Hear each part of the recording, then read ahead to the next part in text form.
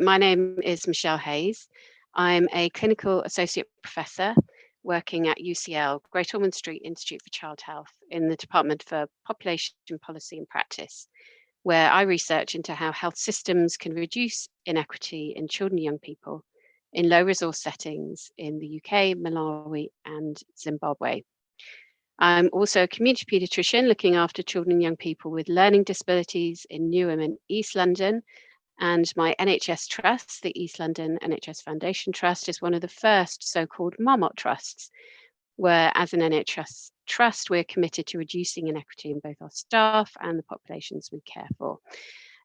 So I hope you can see that this really is a subject matter very close to my heart, and it's a pleasure to welcome you today. So this is part of a webinar series called Public Health Voices. It's open to all and aims to engage with and showcase the importance of interdisciplinarity in public health research and training.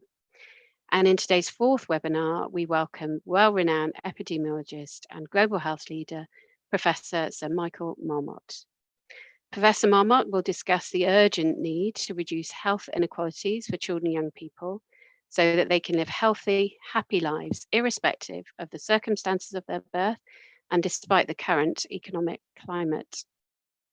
So as I say, I'm delighted to welcome Professor Michael Marmot. I'm sure that I won't do his accolades justice, but just a few to mention. So Michael has been Professor of Epidemiology at UCL since 1985 and is Director of the UCL Institute for Health Equity. He is the author of several books, including The Health Gap, The Challenge of an Unequal World and Status Syndrome. He's the advisor to the WHO Director General on social determinants of health in the new WHO Division of Healthier Populations. He's a recipient of the WHO Global Hero Award, the Harvard Law Professorship, the Prince Mahidol Award for Public Health, and 20 honorary doctorates. Professor Marmot has led research groups on health inequalities for nearly 50 years and has chaired the WHO Commission on Social Determinants of Health, several WHO regional commissions, and reviews on tackling health inequality for governments in the UK. He was a member of the Royal Commission on Environmental Pollution for 6 years, and in 2000 was knighted by Her Majesty the Queen for services to epidemiology and the understanding of health inequalities. Professor Marmot was appointed a Companion of Honour for services to public health in the King's 2023 New Year's Honours. So thank you so much, Michael, for taking the time out of your busy schedule today and bearing with us this morning with some technical hitches. We really welcome all of you to the seminar today, and we really would like your input. So please, can you submit your questions to the Slido link, which was on the initial slide, and we'll put in the chat, and then we'll hold the Q&A session after the presentation has finished. So without further ado, I will hand over to Professor Marmot. Thank you. Thank you. And it's a great pleasure to be doing this. You said in your introduction, the question was, how can children flourish despite the current economic circumstances? I'm going to lay out the evidence that it's precisely the social and economic circumstances that are depriving children and young people of the opportunity to flourish. The opening line of my book, The Health Gap, was why treat people and send them back to the conditions that made them sick, particularly at a time when the NHS is tottering, when we've come through a pandemic. We think a great deal about the health care system, and it's right that we should. My concern, though, is with the conditions that make people sick in the first place. I chaired the World Health Organization Commission on Social Determinants of Health, and in the wake of that, I was invited by the British government to conduct a strategic review of health inequalities in England, the Marmot Review, which we published in 2010. We looked back 10 years later and published Health Equity in England, the Marmot Review, 10 years on. And in both of those, we initially had 6 domains of recommendations to improve health and reduce health inequalities. Give every child the best start in life, education and lifelong learning, employment and working conditions. Number 4, highly relevant, during a cost of living crisis, everyone should have at least the minimum income necessary for a healthy life. Number 5, healthy and sustainable places and communities in which to live and work. And number 6, taking a social determinants approach to prevention. In the light of COVID, we added number 7. It probably should have been there from the beginning, tackle racism, discrimination, and their outcomes. And number 8 has really been there all along, pursue environmental sustainability and health equity together. So we laid this out, the first 6, in 2010, and we look back at what happened in the decade after 2010, and the news was not good. Life expectancy had been increasing about 1 year every 4 years. I've taken this back to 1989. I could take it back to 1900, and life expectancy for women and for men was increasing about 1 year every 4 years.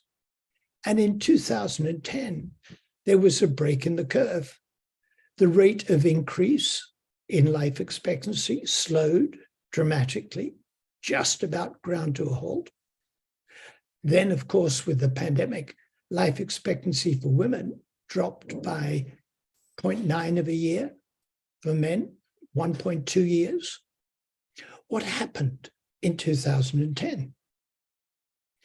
We had a new government elected, conservative-led coalition government. And plausibly, the policies of austerity that the government put in place led to this slowdown in improvement in health. It interrupted a century-long pattern of improvement. One question, though, is, well, yeah, but, didn't other countries suffer those problems? So we've looked at other countries.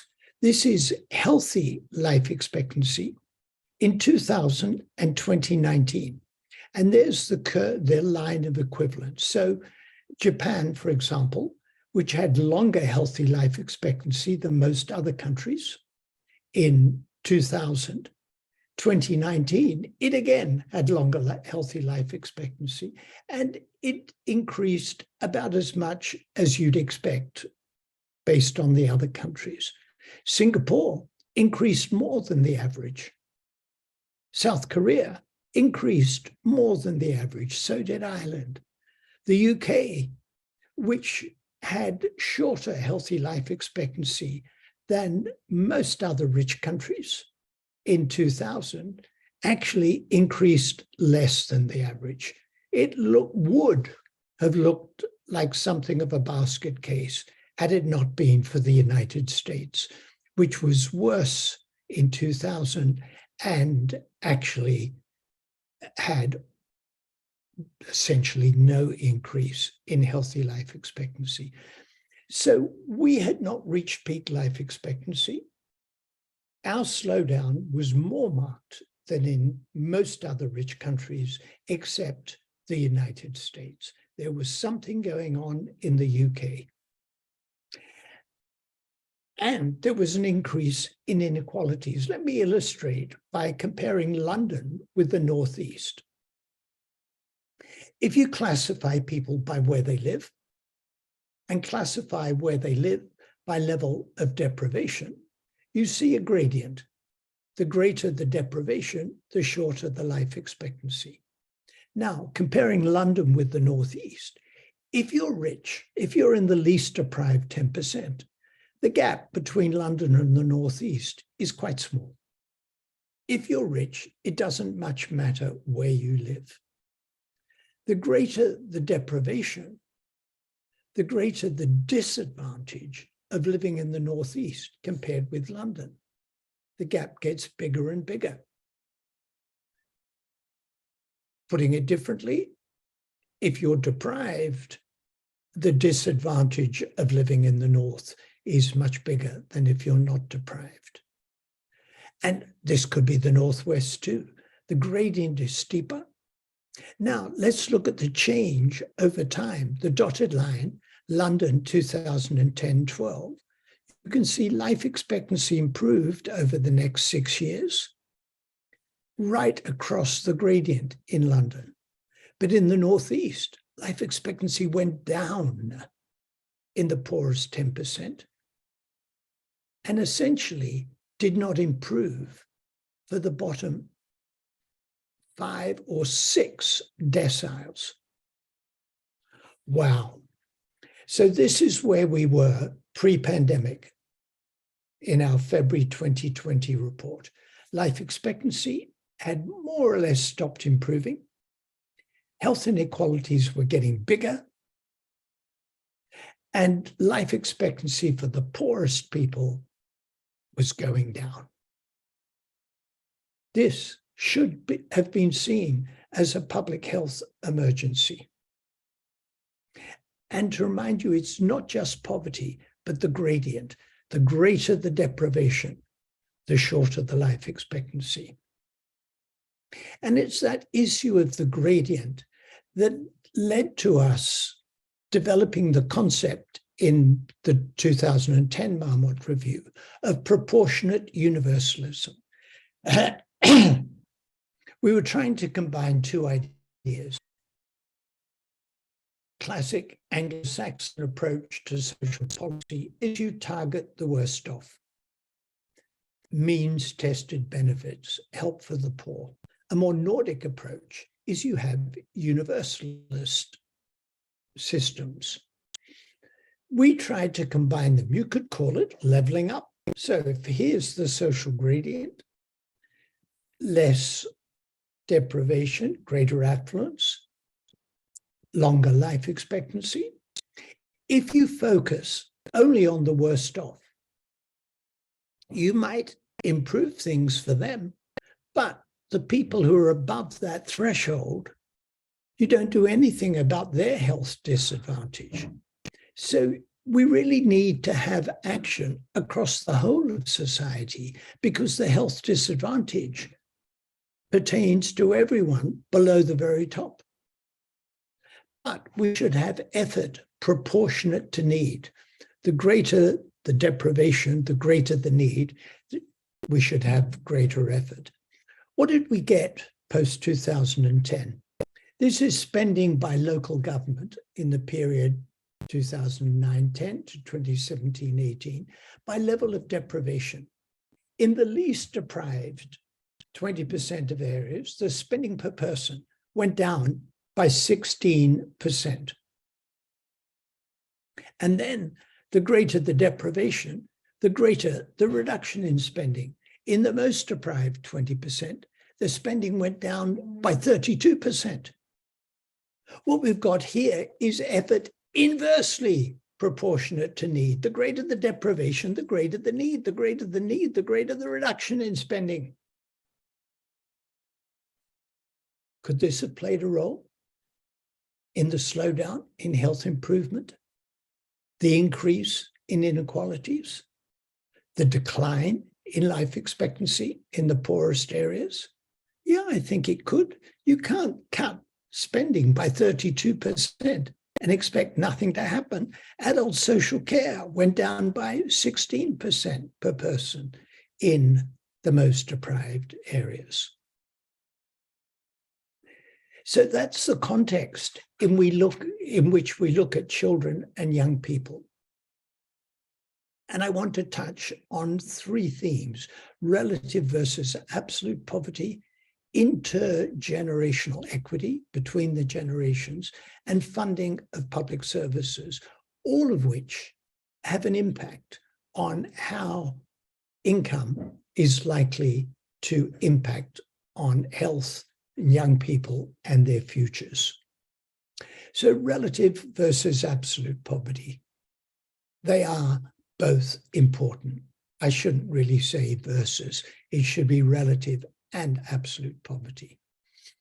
Amartya Sen, Nobel Prize winning economist and philosopher, said relative deprivation in the space of incomes can yield absolute deprivation in the space of capabilities. In other words, it's not just how much you have, but what you can do with what you have.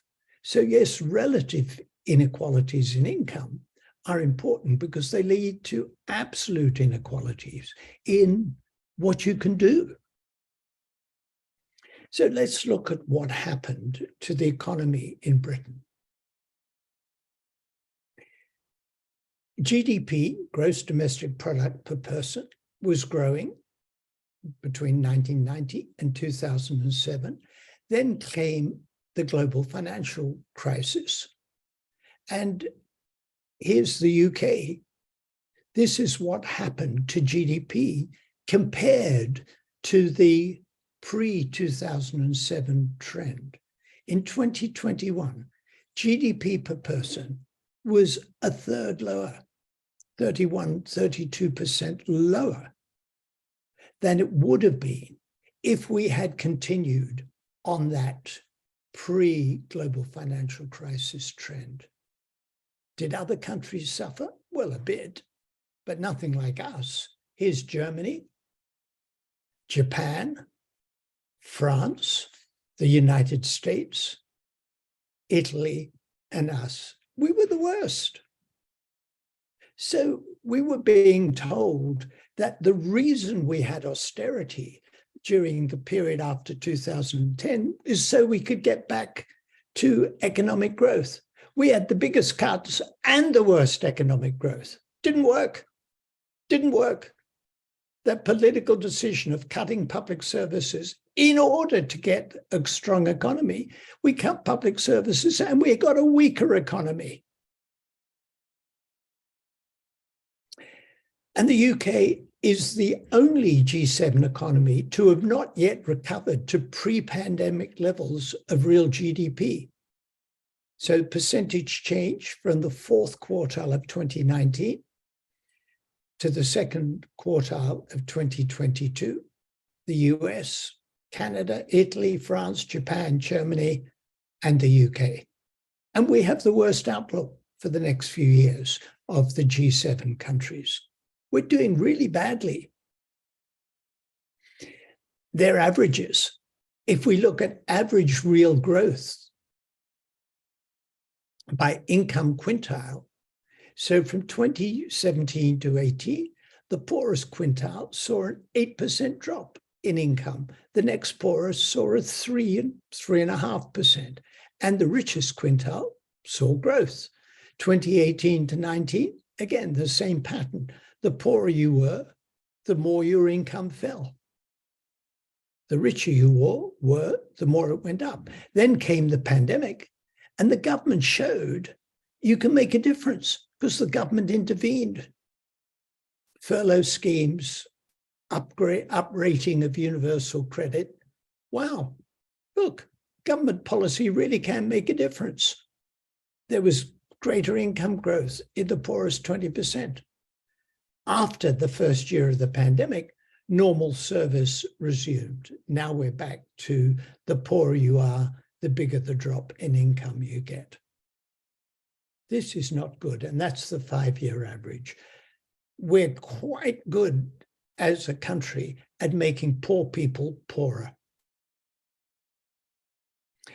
And when we look at what happened to the regions, this is change in real income per person between 2004 and 2019 by level of income. So there's London, the richest of the regions, and a big increase. For these regions, there wasn't much relation between starting income and the increase, but these regions did get an increase. But look at the ones that got a fall in income per person: West Midlands, East Midlands, North East, Wales, Yorkshire, and the Humber. And you notice that I showed you earlier that greater deprivation is associated with even bigger hit in life expectancy in these northern regions. child poverty. If we define this child poverty relatively as less than 60% median income, in 2010, before housing costs, child poverty was 18%.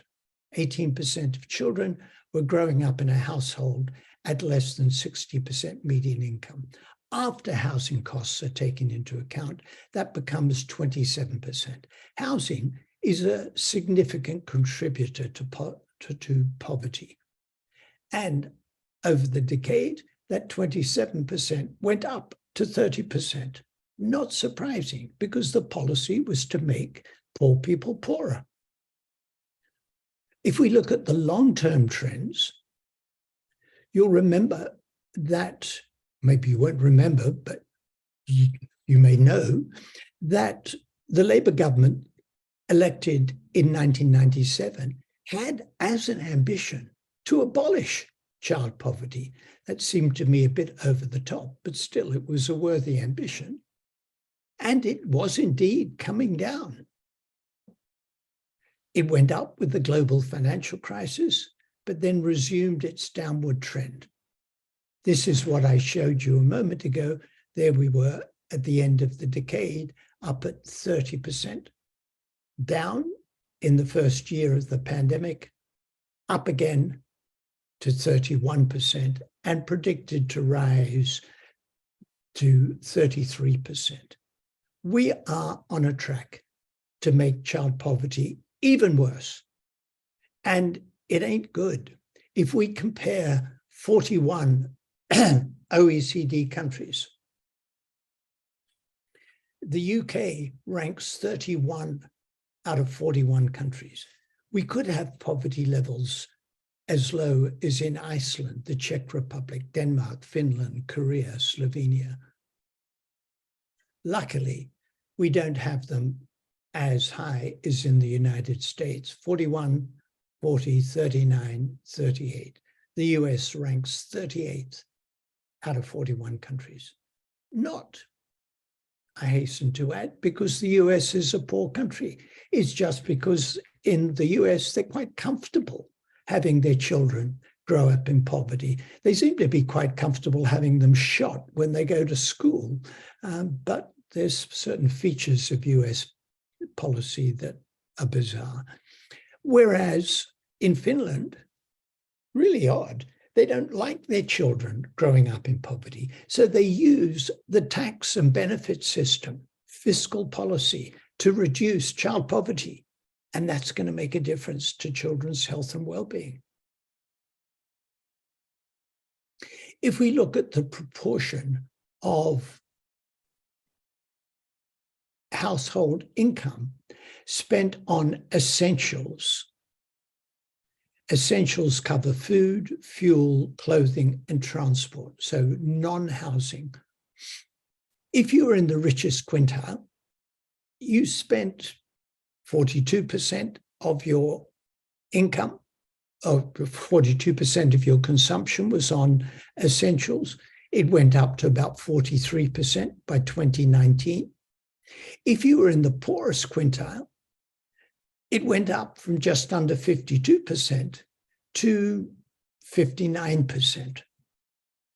So when inflation hit, there's just less room down the bottom, because so much of the consumption was on essentials that if the price of essentials goes up, particularly food and fuel, inflation is much worse for poorer households. One of the results of that is food insecurity. This is the proportion of households with children where children are experiencing food insecurity. In January 2022 was just under 12%, 11.5%, and it had nearly doubled by January 2023. Relied on low-cost food, not had balanced meals, not had enough to eat, or skipped meals. Wow, nearly 1 in 4 households with children experiencing food insecurity. And then we produced this report on the 1st of September last year. There was a winter where people were facing fuel poverty, which we called a humanitarian crisis. Had it not been for the government's intervention on the fuel price guarantee, something like 60% of households would have experienced fuel poverty. So the government's intervention was very welcome. But that fuel poverty and cold homes will have a particular negative effect on children. Children's lungs are damaged by growing up in cold homes, and that will have lifelong impact. Children's mental health is damaged by growing up in cold homes. Children's educational performance is slowed by growing up in cold homes. And there are three causes of fuel poverty: household income poverty, the cost of energy, and energy efficiency. Well, let me say that with energy efficiency, the government stopped spending on subsidies for home insulation after 2012. They were spending up to 2012 and they stopped. Oh gosh, now we've got cold homes. And who would have guessed if we don't pay for home insulation, then and the price of fuel goes up, people won't be able to heat their homes. Cost of energy, oh my God, we've got a completely bonkers energy market. Part of the privatization of energy, I won't go into that, but completely bonkers. Household income, let's look at this. If you're in the richest 10% of income in the UK, you spend about 6% of your income on energy. If you're in the top 10% of earners in France, like the UK, you spend about 6% of your income on energy, fuel. If you're in the bottom 10% in France, you spend 10% of your income on home heating. If you're in the bottom 10% in the UK, you spend 18%. That gap between the richest and the poorest in the percent of income spent on energy is bigger than in any other European country. It's not good to be poor in Britain. And that's because we've got such big inequalities. If you look at the Gini coefficient, which is a measure of inequality in household disposable income, the US, the UK, and then these other countries, we have the biggest inequality in income of any rich country except the United States. And that really matters. This comes from John Byrne Murdoch in the Financial Times. If you compare countries, let's look at people in the 90th centile of income, adjusting for purchasing power. The US, Switzerland, Norway, UK, and Slovenia. So the rich in Norway and the UK have about the same income, less than in the US and Switzerland, but the UK and Norway are quite similar. The 50th centile, there's Switzerland, Norway, look at the UK. If you're halfway down the income distribution in the UK, you're much poorer than in Norway. So the rich in the UK are as rich Norwegians. People in the middle in the UK are much poorer than people in the middle in Norway. Now look at the bottom 10%. Wow. The Norwegians are as rich as the Swiss. The Americans and the Brits are poorer than in Slovenia. The conclusion of this is that the UK is a poor country with some rich people.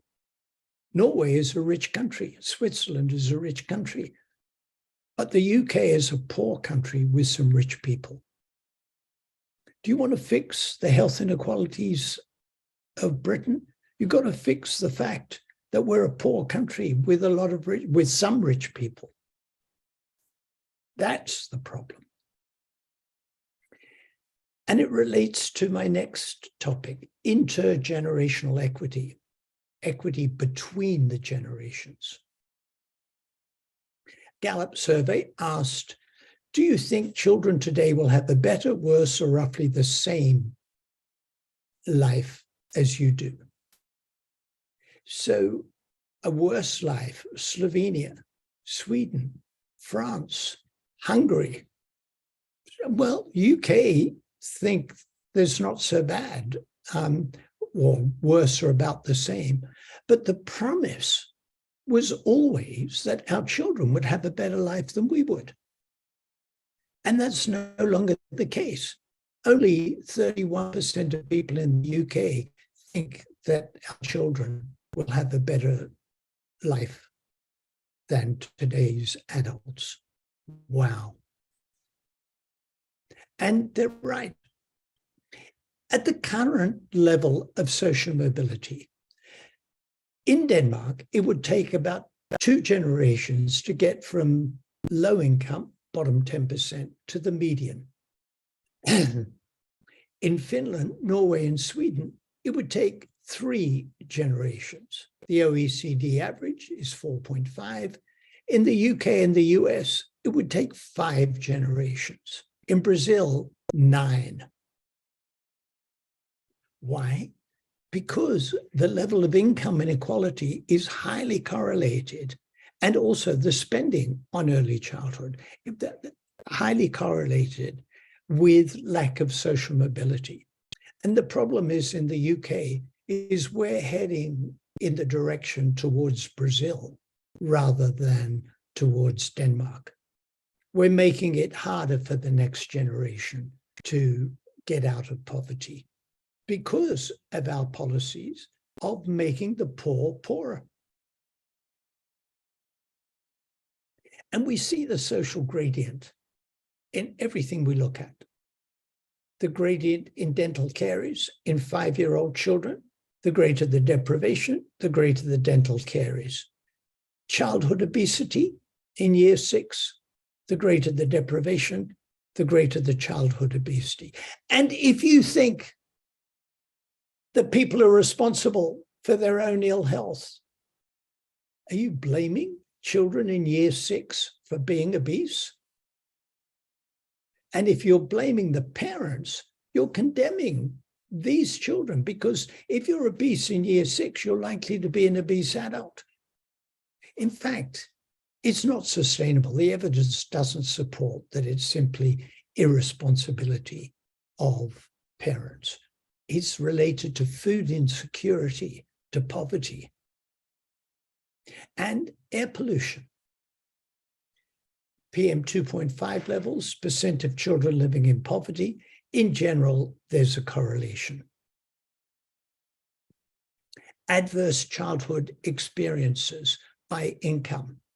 Incarceration of parents, the greater the deprivation, the greater the likelihood of incarceration and parents, drug abuse, sexual abuse, alcohol abuse, domestic violence, physical abuse, mental illness, verbal abuse, and parental separation. All of these adverse childhood experiences are progressively more frequent with greater deprivation. And they have an impact on what happens later in life. If we look at disadvantage in childhood, highest income, lowest income, and various outcomes in adulthood, poor health, poor academic achievement, obesity, poor academic achievement, obesity, and number of adverse outcomes, any adverse outcome, and numbers. In other words, disadvantage in childhood leads to worse outcomes later in life. And the third, so we've talked about absolute and relative inequality, about intergenerational equity, and the third is funding of public services. The government produced a levelling up white paper. I read it, all 300 plus pages, and wrote a review of it for the British Medical Journal, the BMJ, and I was quite praising of its missions and objectives. I said, meet these missions and objectives, and you will level up and reduce health inequalities. The problem is that, as the white paper pointed out, in Germany, when they leveled up, meaning incorporating the former German Democratic Republic into the Federal Republic, they spent 2 trillion euros over 25 years. That's 70 billion pounds a year. In the white paper, the levelling up budget for 4 years was 4.8 billion, 1.2 billion a year. Germany spent 70 billion. We're planning to spend 1.2 billion. IPPR North calculated that the 2021 allocation of the Levelling Up Fund was £32 per person in the North. Compare that with the drop in annual council service spending over the last decade of £413 per person per year. So we'll take £413 per year away, give you £32 back, and we'll call that levelling up. Somehow, don't think that's going to work. And this was the cut overall pre-2010, pre-2020. From 2010, public sector expenditure was 42% of GDP. And over the decade, that went down. So by 2019-20, that 42% had become 35%. Terrific. That's what the government wanted to do. The problem is, to do that, they had to cut all these services. I said right at the beginning, it's not just about healthcare, it's about the social determinants of health, but they're correlated.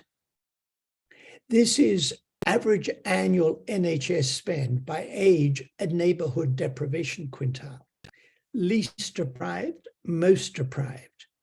We spend more on the NHS in more deprived areas. Why? Because there's more illness. It's not because people are overusing the service.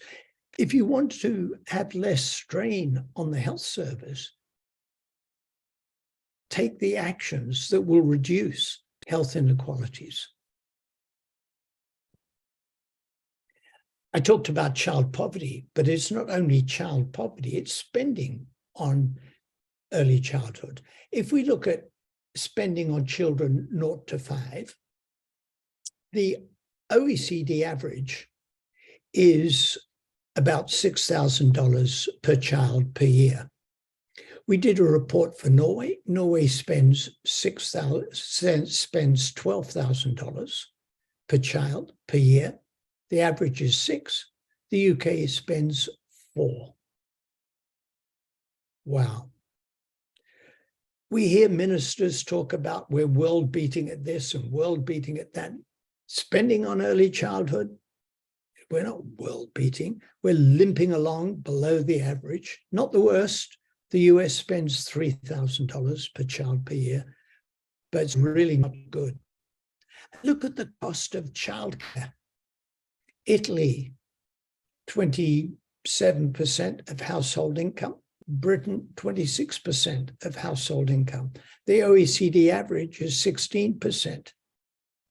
In London, you can spend £18,000 a year to have a child in nursery. In fact, my own kids say they know their contemporaries who spend more than £18,000 a year to have a child in nursery. In Sweden, the maximum you spend is €1,500 a year. No wonder parents of low income are in poverty. They can't afford to have two parents working, or if you're a single parent, to go out to work because of the cost of childcare. A recent study from the Trussell Trust and the Joseph Rowntree Foundation looked at the cost of basic essentials: food, clothing, communication, transport. And there's the cost and how much universal credit gives for a single person or a couple. Universal credit gives about 70% of what's needed to meet the essentials. So if you're unable to work and dependent on universal credit, we are guaranteeing poor health for you because we're only giving you 70% of what you need to meet the essentials. And I'm so tired of politicians saying we've got the highest tax levels for 70 years. We are a low tax country. The reason I would never get elected as a politician is because I point out we're a low tax country. This is from the Office of Budget Responsibility. There are various ways of doing this calculation, but the source is OECD and the OBR, that our tax level is about 34% of GDP. EU 14 is 40%. Other G7 countries is way up there.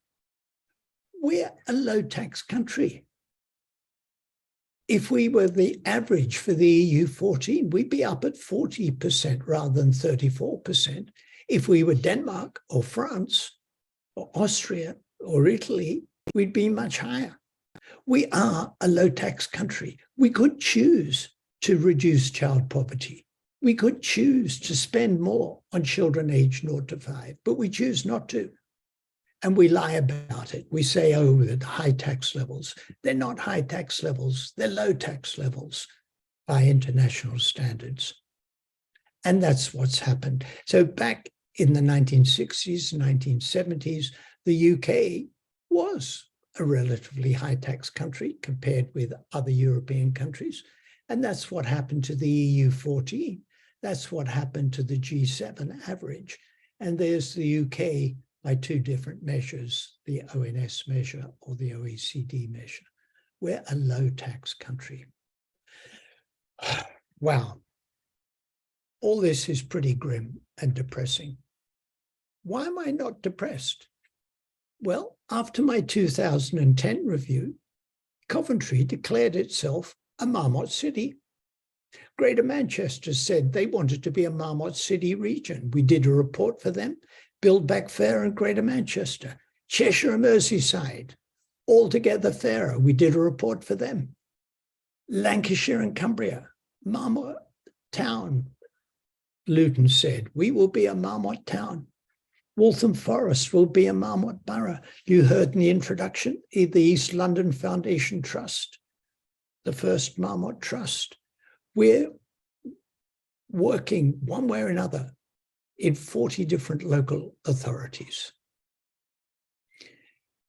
Let me finish the depressing account and the hopeful account from local action with a quote from Raymond Williams. To be truly radical is to make hope possible rather than despair convincing. Thank you. Thank you so much.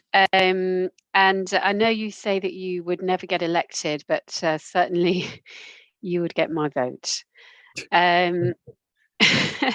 We've had lots of questions from the audience. I mean, the key take-home messages for me really were poverty is a political choice, that what we permit, we promote. So it is depressing, and it makes, I mean, I'm sure it makes everybody really cross, and I think we'd like to really have some ideas from you about what we might be able to do. So I'm going to choose a couple of the top voted questions. And the first one is about the role of the NHS and health services. So I know that health determinants have the largest role to play, but as you said, that health determinants and health services and systems are interlinked. And so one of the questions is, how would you convince, or have you tried to convince the NHS to invest into true prevention, or perhaps the Department of Health, rather than simply preventative treatment? Yeah, I think one, for simplicity, I think about prevention in two ways. One is what a doctor or a nurse does with an individual patient. You've come to see me, you know you should really lose weight and stop smoking and be a good person. Goodbye. So that's one way to think about prevention. I'm caricaturing slightly. But the other way is to address the social determinants of health. And we've been working with integrated care systems, with the East London Foundation Trust, of saying you ought to, you can use your good offices to work with others, to work in partnership, to address the social determinants of health, of child poverty, of people in poor quality jobs, housing, and the like. So we think that the NHS can be active partners in making real prevention possible by focusing on the social determinants of health. Brilliant. Thank you. And one of the projects we're doing in East London is the co-location of welfare benefit advice alongside clinical care. So, Yeah. as you say, to try and tackle financial poverty alongside our clinical service.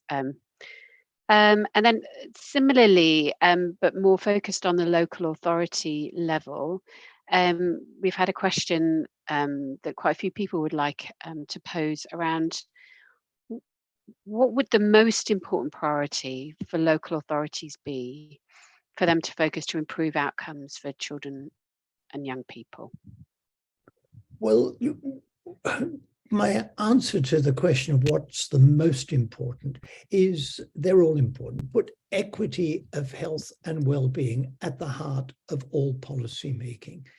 And a lot of other good things will follow. I mean, suppose you were not a health person, you were a criminal justice person, and you said, I want to reduce crime. That's my priority. I want to reduce crime. I want to make neighborhoods safer. Mm. Well, what we know is that firstly, violent crime had a dip, but then went up. And arguably, austerity was bad for criminal behavior. And the more deprived the area, the greater the frequency of violent crime. Secondly, that we know for people in prison, a majority of young people in prison, a majority, more than 50%, have 2 or more diagnosed mental illnesses. Mm. I showed you adverse childhood experiences. I didn't make a big deal about it, but the greater the exposure to adverse childhood experiences, the greater the risk of mental illness. So we've got a common agenda here. Mm. Reduce poverty, break the link between poverty and adverse childhood experiences. You'll get less mental illness, less young people being locked up in prison, and better health in the future, mental and physical health. Mm. So it's not one thing. It's saying we've got to have an approach at the city, local, regional government level, and national government level, of course, that priorities equity of health and well-being. Mm. Definitely. Thank you. And just linked with that, one of the things you said that really struck me was UK is a poor country with some rich people, and that this is a political issue that we need to try and address. And so one of the other questions is around that. So saying that there's such a clear story about how damaging government decisions can and have been.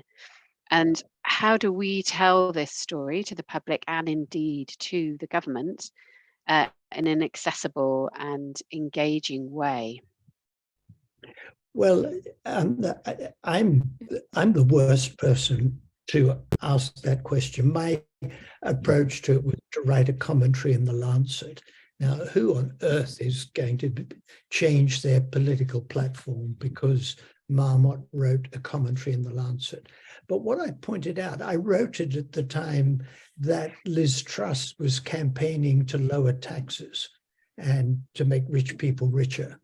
And I is so frustrated. I said, look at the evidence. Look at the evidence. You know, people like you and I spend all our time looking at evidence. And there was a politician campaigning to lead the country who was doing everything in complete oblivion to the evidence. There was a report from the International Monetary Fund, and it looked at the correlates of economic growth in 40 countries, 40 plus countries. Making the rich richer does just that, makes the rich richer. It has actually a negative correlation with economic growth. The way to get economic growth, said this IMF report, IMF, the International Monetary Fund, the hotbed of neoliberalism, the way to get economic growth is to increase the income of the poorest 60%. So in other words, what that Financial Times graph that I showed you, you want to get economic growth, whether you're the Conservatives, the Labour, or whoever else, make the poor richer, improve their health, and you'll get economic growth. It's got to be green growth, of course. It's got to be sustainable, but increase the incomes of the poorest 60%. Wow, what an ambition. We'd like to be as rich as Norway.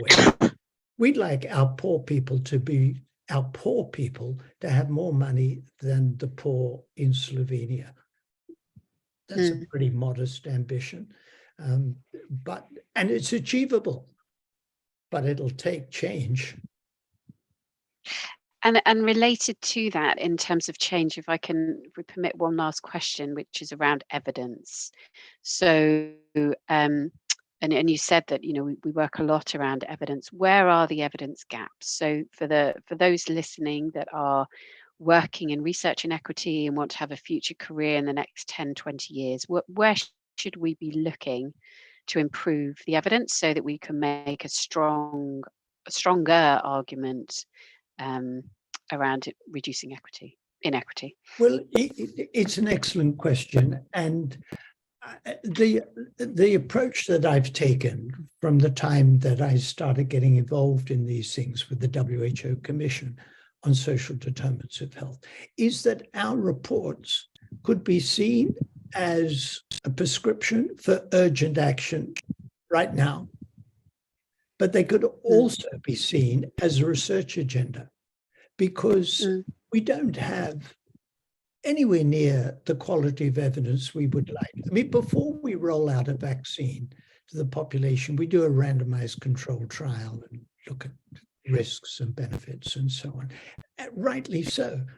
For the kind of social determinants that I'm talking about, we don't have that kind of evidence and never will.